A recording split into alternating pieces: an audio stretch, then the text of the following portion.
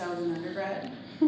I had this long distance affair. I was like, please take me, and it took until 2 years after graduate school. I was geeking out from day one. I had always been in love with paper. I knew that it's a medium that I like how it responds. It's almost like a surrogate itself. I love how paper has this history. It really reacts to the environment it's in. And being here allowed me to make different papers to highlight that. And then hopefully as time progresses that they'll have their own histories. I didn't expect marbling to go as well as it did. I hadn't really done any marbling beforehand, but I loved the look of it.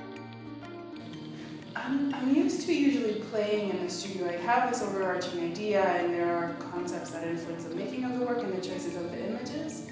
But once I'm there, the mark making is usually play. And coming in here, even with it being collaborative, it seemed so seamless. That allowed me to just invent as I went along and to really trust the materials. It made all the work behind the preparation beforehand done by Amy made it seem like this seamless introduction or segue from my studio practice into paper making. It gave me the time and space to just learn and trust as I went along.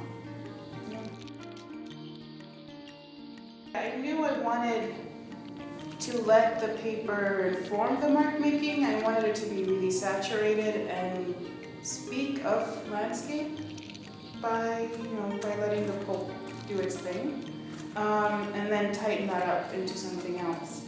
And at first I thought that was going to be translated into landscape, but it ended up being through the vine.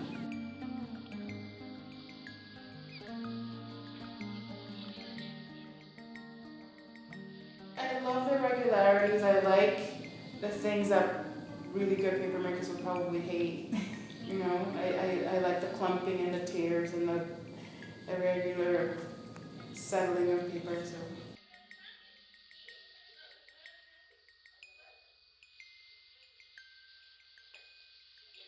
I'm referencing scrollery, the little figures on the edge of Persian and European miniatures that are doing all kinds of wild things. So those figures are taken from YouTube stills.